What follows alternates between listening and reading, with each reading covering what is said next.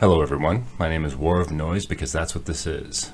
And what this also is probably my last video. This video also turned out to almost be about 45 minutes long, so I'm going to chop it up into a few parts so that it's not as overwhelming. I'm also going to upload it onto BitChute. My channel has obviously been sparse, and thank you to the few people who subscribed to me. As stated in a previous video, be careful when engaging in the infosphere, the culture wars, whatever you want to call it.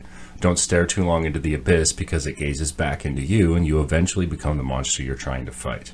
I should have listened to my own advice here. First off, a little bit about myself and how I even came to the perspective and position I am in now. If you knew me only by my content, you'd make the logical and justified conclusion that I am right-wing. And I imagine many would roll their eyes and say I'm lying when I state that, well, at least I don't really consider myself to be a conservative. Maybe I'm in denial, but at this point I see myself as so far off the strict and forced confrontational dichotomy of the left-right metric that really I wouldn't even know where I am. If I had to say something, I'd say that I am around here.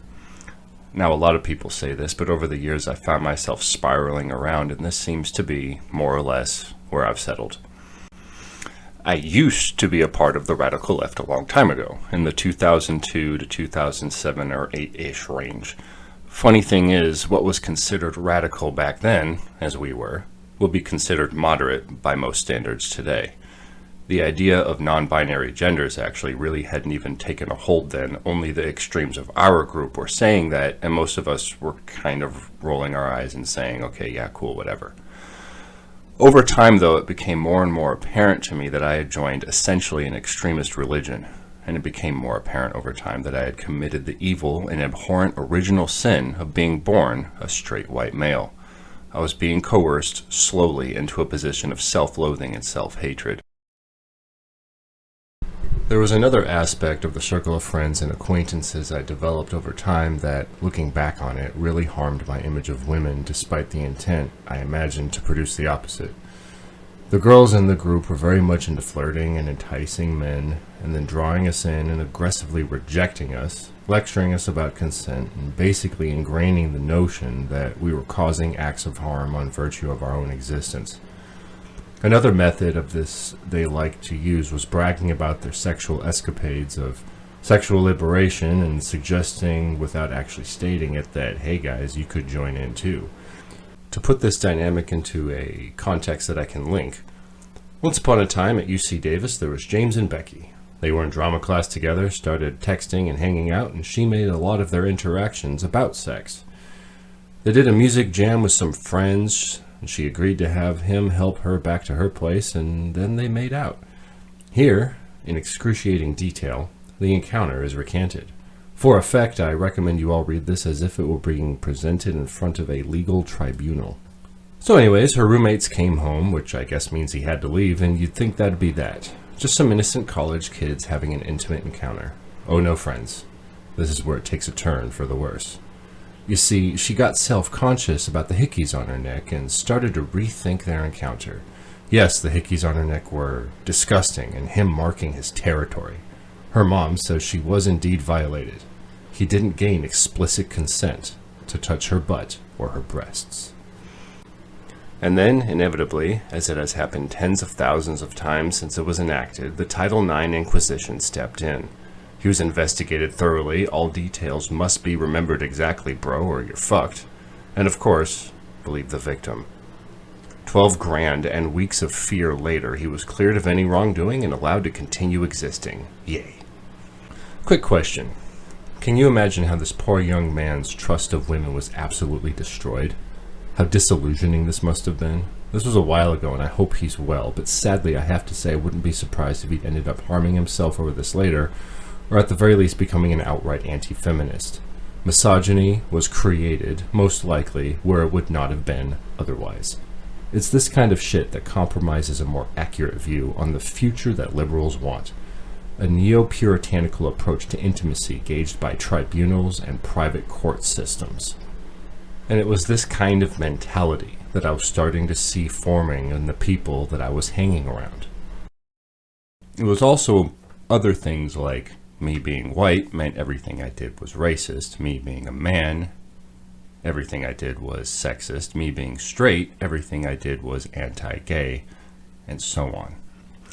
The intolerant extremes were taking over the group of tolerant people, normalizing the next generation, and the extremes in that generation were taking over, and so on.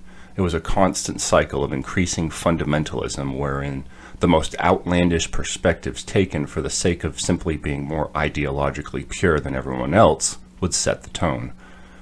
So, take simply what the most extreme of the left is saying now, the radical leftists that even most other liberals scoff at, and understand their dictates will become normal here soon enough. What finally started me out the door was an incident where someone became legitimately and stereotypically triggered off of something that I said. They blew up at me in a group setting, so much so they actually became red in the face. I can't remember what it was that set them off specifically, and ultimately that really wasn't the issue. It was everyone else. The rest of my peers, the rest of the group, cowed down and stayed quiet. They waited for the storm to pass and just didn't say anything. They allowed it. I started to realize then what was really happening. Since then, I've grown to see what all this is really turning into. Out of a sense of betrayal, and knowing exactly how these people think, I've become an anti-leftist, former liberal, I guess now what's called independent. I was kicked out of the hive mind after it had taught me all the tricks and tools. I know them, I know how they think, and why they do what they do. They made me into their enemy. I don't want to be, but I feel I don't have much of a choice at this point, and I know I'm not alone. As such, I started to stare into the abyss.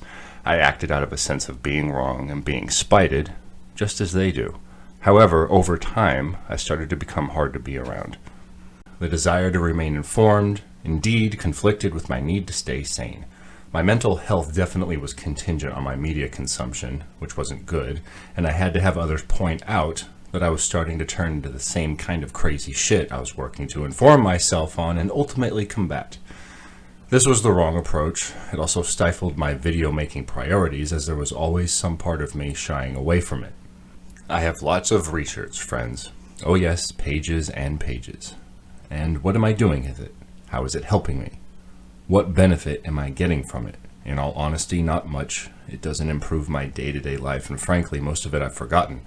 I came to call myself hyper-informed, which I won't necessarily see as a strength. For myself and others like me, deep into the rabbit hole, we sound crazy. Our breadth of information is so vast that speaking of basic current events as they are on the surface feels meaningless. I also started to become paranoid and overly critical, where every single news event, breaking story, tweet, and whatever came with my added skepticism of what was really going on here. Because of this, I started to feel more isolated and withdrawn from people. Let's just say I see how people end up in crazy town because of this shit.